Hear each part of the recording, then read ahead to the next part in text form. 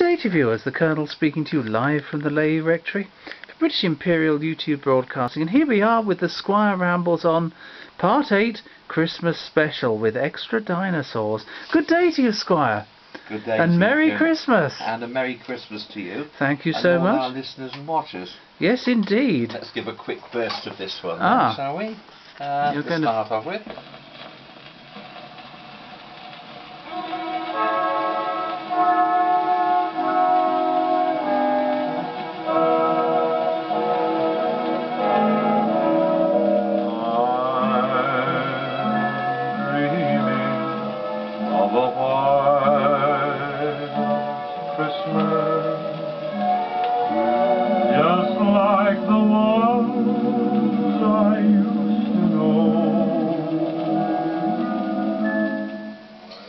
And here we start our Christmas special. Absolutely. I mean, you're not in a... Not a little burst of Bing Crosby there with the original White Christmas. A real classic, sadly ruined by being played in supermarkets ad nauseum. Well, that is the problem. Anyway, I hope everybody's well. I know it's been rather a long time since I've been with you before. So I believe I have a question to answer from a viewer. Yes, indeed. Asking about sound equipment in the sort of 50s and 60s. Ah, yes. Well, in that time, it was very much make, do and mend, because any new equipment was very expensive, and that the cost of say a turntable or something like that was a vast expense. Get a Garrard turntable or Goldring turntable was a lot of money in those days. So basically, people went into the 1950s with often with their pre-war radiograms and wind-up gramophones, and then slowly during the 50s began to re-equip, probably with a Dansette record player or something like that. That was the logical progression from a wind-up gramophone. I suppose something cheap and cheerful that did the job. Well, something to play for the youngsters to play their pop records on. The parents often if they could afford it, bought a radiogram. Big floor standing cabinet one in the corner of the sitting room with an auto changer which was better quality. But as for high fidelity stuff, well, the only people that could afford hi-fi in those days were people like doctors, accountants, solicitors, professional people, because the cost of it was enormous. Or institutions like the machine we've just heard. Absolutely, yes indeed. Yes, because then of course it was very much make, do and mend. I mean, people used to make their own equipment. I built a lot of things myself. We used to have, in Witney, we had an auction sale in a room next to the church, called the church house. It was the church house sale, and I used to go up there and buy an old radio for a few pounds, a pound or so, and bring it back, and if it worked, connected up a turntable to it and listen to music that way. Wonderful. And I did that for a long time. If the set went wrong, couldn't get it repaired, we went up there and tried to get another one. Which was equally cheap. I was given a record player, a Dansette type record player when I was about 10 years old, but it was very unreliable. I kept breaking down all the time, so eventually I took the Monarch auto changer out of it and built it into a cabinet with a pre-war radio set built into it, and it worked quite well and did quite good service for a year or two. Then sort of did a bit better and got a Garrard SP25 turntable and used that for several years. And when stereo, well, there was stereo from 1958, but that really was a millionaire's hobby, stereo. And there were test broadcasts on the BBC where if you had a VHF radio and a television, you had the television on one side of the room and the radio on the other, and they put one channel on the television and one channel on the radio, and they called it stereophony broadcasts. Good Lord. And that was tried out for several years actually. People used to try that one. But No, well, people used to build a lot of stuff themselves. There was a lot of ex-government equipment about at that time, and probably a lot of ex-government valves and things like that. And people used to you'd got a blueprint and built your own amplifier and things like this. Well, yeah, I suppose there were a lot of hobby magazines and build your own wireless kits and all this sort of thing. A Wireless World and Practical Radio and things like that. Practical Electronics all had you get diagrams and plans, and you could buy from various places. You could buy the diagram and the kit of parts to build it. Wonderful. I seem to recall my father saying that friends of his in the 50s had somehow obtained a build-your-own television kit and had built it in an orange box, and my grandfather said best place for it. Little did he see the sort of rubbish we have on television these days. Well, that was also true. I mean, there was the Wireless World television. Yeah. It had a sort of about 9-inch screen or something like that. That's what people don't realise about televisions, is how small they were. You had a whacking great cabinet and a small screen. Oh yes. The first set we had was a Colster Brands KB, and that was a floor-spanning cabinet, and the screen was about 12-inch. Dear, oh dear. And that was diagonally, of course. Right. And I remember we had it in the sitting room, and because we were a bit worried about, Dad was a bit worried about the chimneys on the old farmhouse, wouldn't have the aerial put on on the roof, and had it on a pole in a plum tree in the garden. And then there was this ruckus when it used to blow down in a gale, and I used to be stationed out on the aerial, and he was in the house, and it was turn it left a bit, boy, no too much, back a bit, you know, and it would fiddle about like this for 10 minutes trying to get a picture. Stop, no, you've gone too far, back a bit, and he twisted this aerial around to get it sighted up onto Birmingham, I think it must have been, Sutton Coldfield. And I remember that, and then of course the old sets weren't very stable. The whole thing used to electrically drift, and you had to reset everything. You'd lose the picture completely, and then you'd have about half a dozen controls. The best trick was to have a mirror in front of the set, and then work at the back of it and adjust get the picture back again. People forget that, you know, we have nowadays televisions with channels. I remember in the 70s, my parents had a television, and you had to tune in the stations every time. You didn't have 4 buttons that you pressed, or there wasn't a remote control either, viewers. Oh no. Well, of course, the thing was, in those days they used to call it a turret tuner. Right. It was a knob you turned. It went click, click, click, click, click, and and then you had a fine tuner on the outside of it, and you tuned the set like that. But in those days, it was BBC only up till about 1955, which is what the set was that we had, and then I think ITV started. But you needed a different aerial to get ITV. And it was shaped like a Star of David. Well, you had to. That had 2 different, and we didn't ever get another aerial. No. And then I remember in the 60s, we were told, well, the television dealer said, well, look, tell you what you can do now is put it onto, I forget, it was Channel 2, I think it was, and you should get that on your BBC aerial. Right. And we did. Wow. And that was we got enough. We never bought we didn't buy a new television. We used to go and see the TV man in Whitney, and he used to get second-hand sets coming in. He used to service them and used to have a second-hand set. I think that was very common. But didn't you say if an aircraft went over or a lorry went past, it all went haywire? Well, of course, the thing was, cars today have got suppressed. Well, I don't think it would work. I don't think it would cause the interference with modern television. But in those days, it was all petrol engine cars and motorbikes, and the ignition systems weren't suppressed. So it was like a little electrical storm going past every time, and you used to get these sort of black dots going in across the screen and all this crackling, and then it disappeared.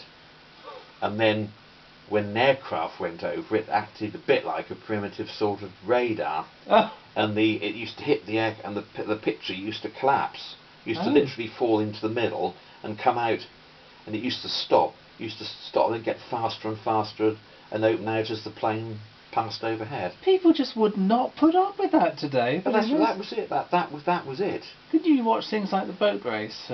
Oh yes, that's right. Yes, that was a big occasion, watching the boat race. That was father, and mother liked tennis, so of course in those days it was watching Wimbledon. So yes, it was... On a black and white telly, I hasten to add, viewers. Oh, absolutely, yes. 12-inch screen, that was it, really. Yeah. Oh, golly, yes. My word. And that's the days when broadcasting, I think, used to finish at 10 o'clock with the national anthem. Absolutely. No nonsense in those days. No. And the newsreaders were in evening dress. And so, yeah, as I am today, viewers. Exactly, yeah. Yes. Yeah, no. Oh, no. No, that was television in those days. I think we had our first set in about 1955. I think father gave a chap in the village £10 for it because he got a more modern set, and then bought an aerial, and we used that for probably 6 or 7 years. Did you change the stick in the plum tree frequently? No, it used to blow down every now and again in the gale, so had all the aerials fallen down, so I had to put the aerial back up again and get it aligned on the thing. It reminds me of that wonderful film of Laurel and Hardy's where they're putting an aerial up on the roof of the house. Yes. But yeah. people had to do that. Well, that's right, and there again, it was all a question of cost in those days. Absolutely. You had to do what you could yourself because things were expensive. Well, there's no money in farming post-war. Well, it was pretty poor in the 50s, I've got to admit, and because, as I say, going back to sound equipment again, I mean, I made up my own sets for years. It was quite an event when I think it was the mid-70s when I actually bought a proper good stereo system. Right. And then of course there was a lot of experimentation done. Because you could buy get diagrams for making, say, loudspeakers. And it wasn't like it is today. People will just go in and get a collection of black boxes and that's the sound system. It was a question of very carefully choosing and trying to get the best you could. And going into the shop and getting advice from the salesman. Well, that was another point too. Yes, indeed, that was it. And then you sort of looked at stuff and thought, well, I might be able to afford one of those in about 3 years' time. And by the time it had gone out of manufacturing. Well, this is it. People always think about, the buy it now and all this sort of stick it on the credit card, but not in those days. Not in those days, no, indeed. And not. of course, the chap in the music shop or hi-fi shop wasn't some spotty teenager saying, "What do you want, mate?" It was someone who knew what he was doing. Well, of course, a lot of people in jobs like that had been in the forces. They'd been in the RAF and probably learned radio and radar in the forces, and that set them up for a living really afterwards. Then, of course, going back to loudspeakers, there was another big fashion, because quite often the building site would find themselves a couple of sewer pipes missing, where somebody would go and nick a couple of sewer pipes and use those as loudspeaker enclosures. Oh, well, yes. Well, if they're flanged, they're sort of got a flange at one end.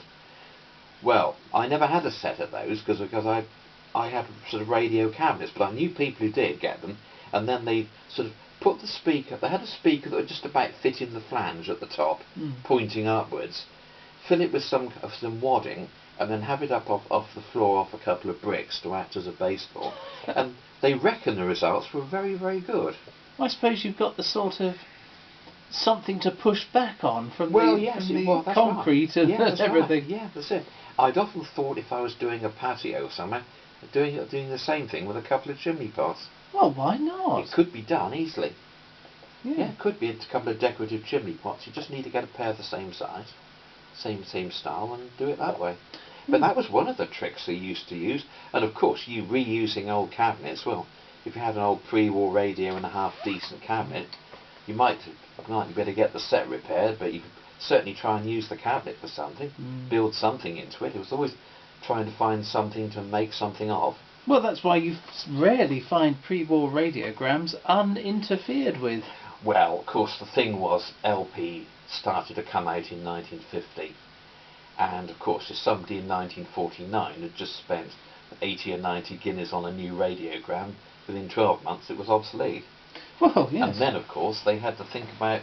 Then, of course, a lot of them were remoted with Goward or BSR monocorte changes to bring them up to date for reuse.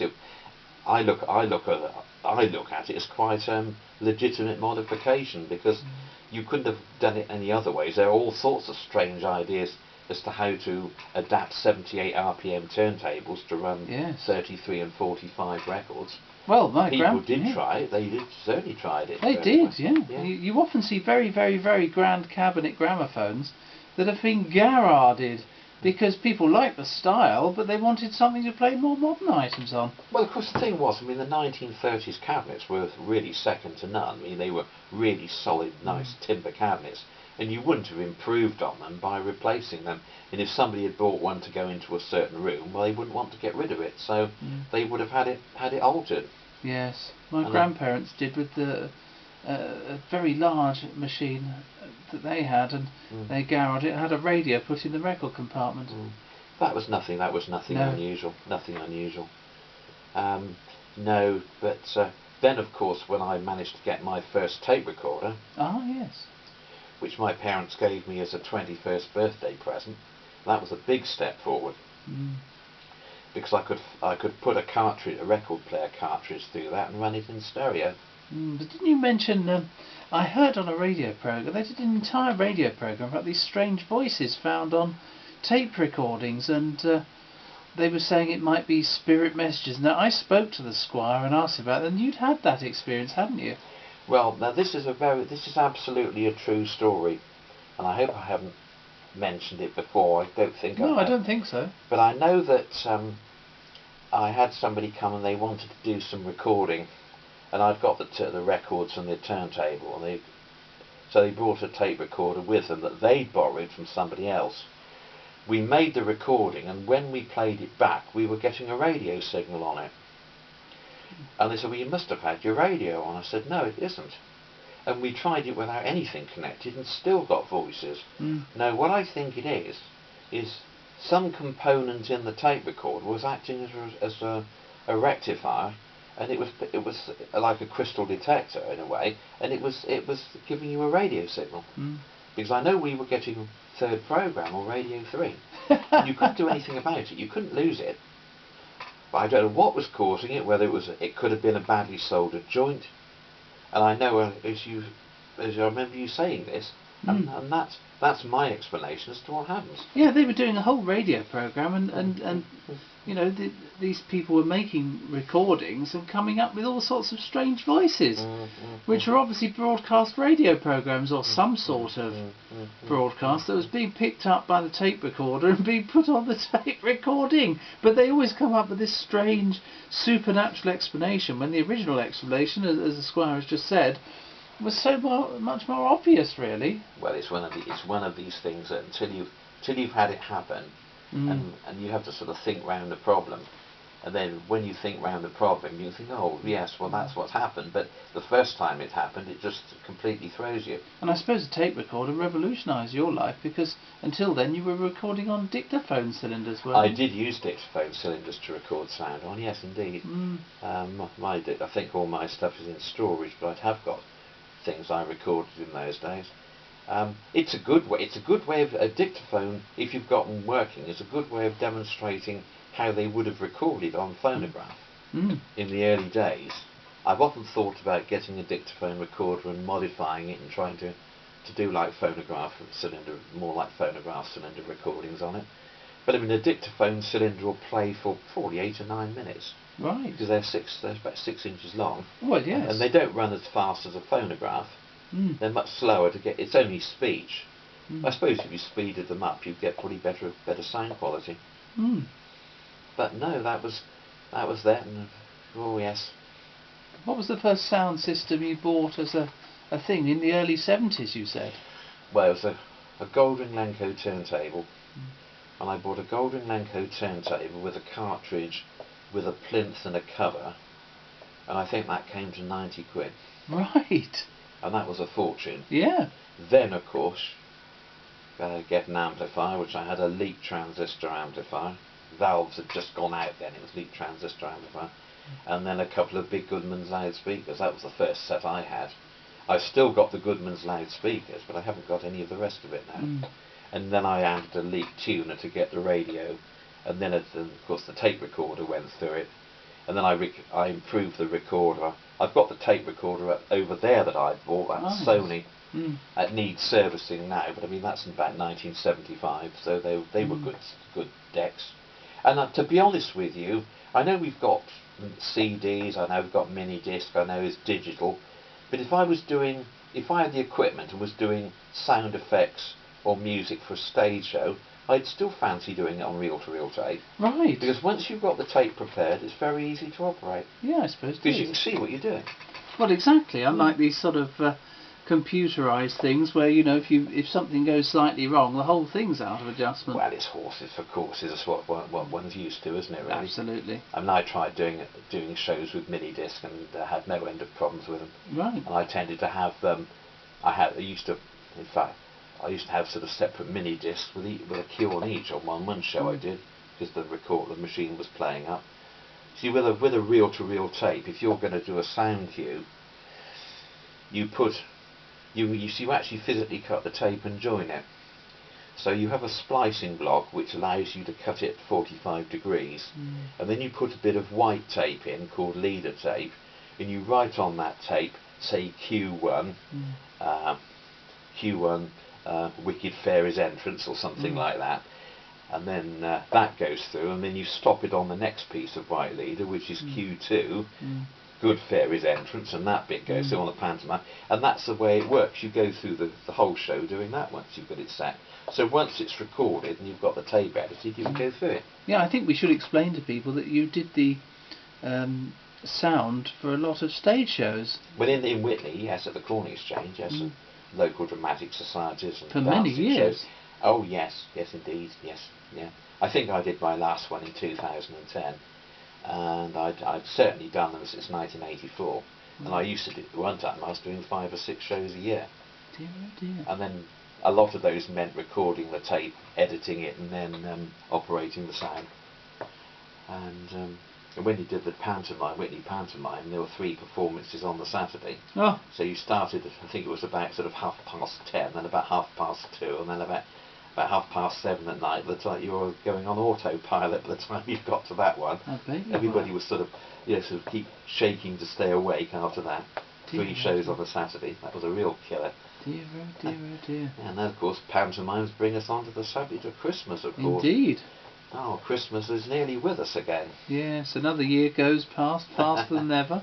Golly, yes, which brings me back to the Christmas as I remember years ago, really. We used to, because when we were on the farm, because we didn't go on holiday in the summer, so because we were busy haymaking, so we used to try and do what we could with Christmas and bonfire night.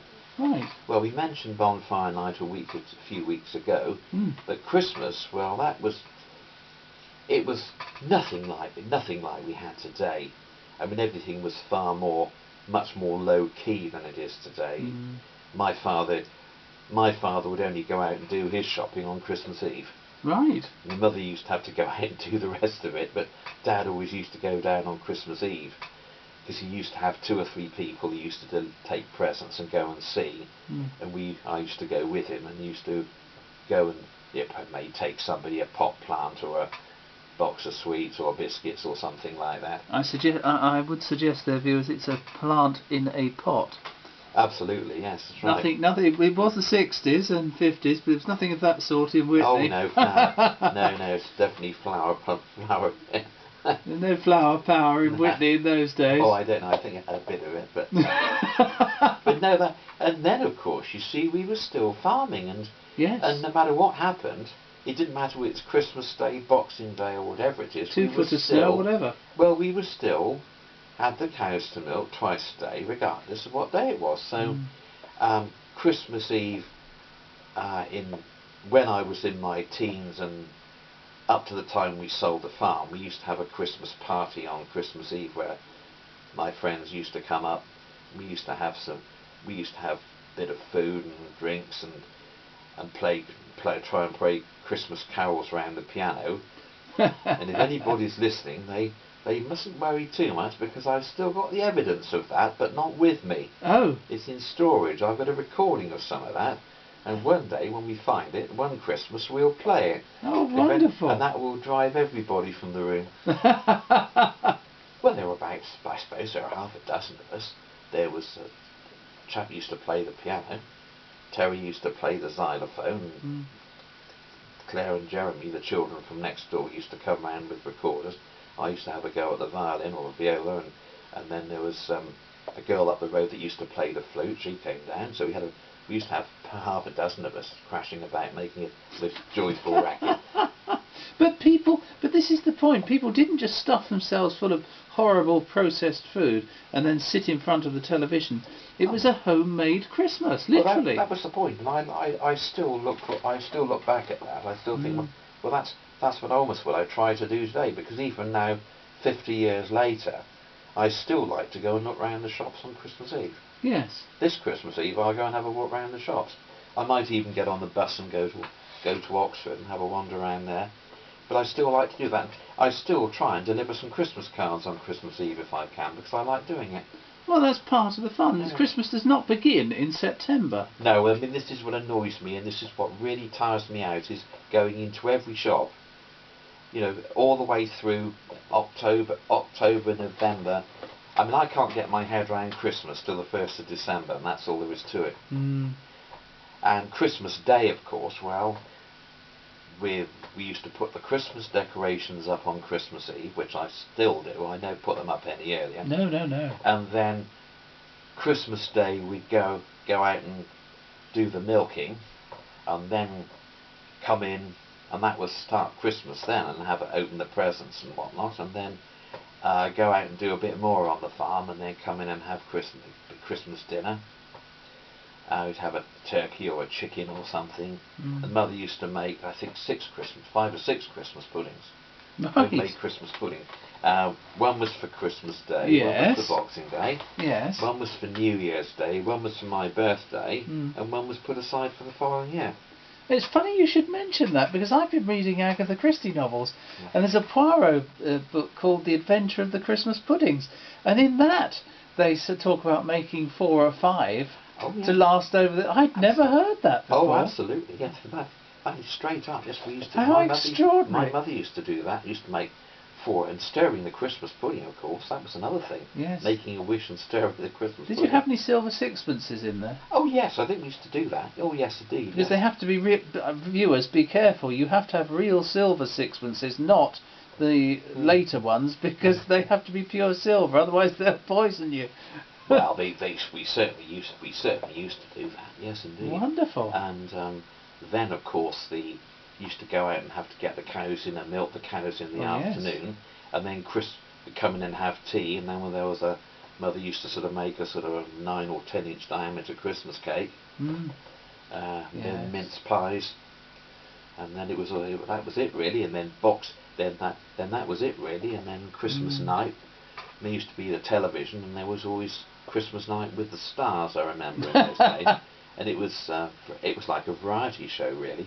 See, that's another thing that's gone. It's the sort of the enjoyment. To me, a lot of the enjoyment of Christmas has gone now. Well, you don't have the Morecambe and Wise Christmas show because they're dead. Yeah, but I mean, this was before then. This was before Morecambe and Wise. Yes, indeed. Where they used to have a complete variety show on television. Yeah. And they used to have them at Easter as well. And it was usually always a Whitehall farce, Brian Ricks at the Whitehall Theatre. Oh, yes. Yeah. Well, the thing is, there was an old joke saying, oh, isn't it wonderful, they all give up their Christmases for us to be on the telly. And I think it was in Steptoe Son say, oh, they record it in the summer. Well, that may have been true then, but I think when I remembered, it could easily have all been done live, because in the 50s, in the late 50s they'd have to, wouldn't they? I mean, I used to always usually get a record at Christmas. I mean, I suppose when I was a child I had things like Uncle Mac's Christmas Carols, and then when I was 7, Mary's Boy Child was all the rage, Harry Belafonte, I had that one, and I'm trying to think what else. But I usually used to get a record for Christmas of some sort, and I certainly remember getting 78s for Christmas. I'll have to look those out. You can have them back. Yeah, I used to have that, and various ones. And one I always remember we had, though not this particular copy. I think Mother and Father had an Eclipse record of it or something, and that was the Savoy Christmas medley. Oh, lovely. And this was one. In fact, we'll just have a little break from my waffling, and we'll put this on. This is my latest acquisition here. Right. Okay. Here we go. Savoy Christmas medley.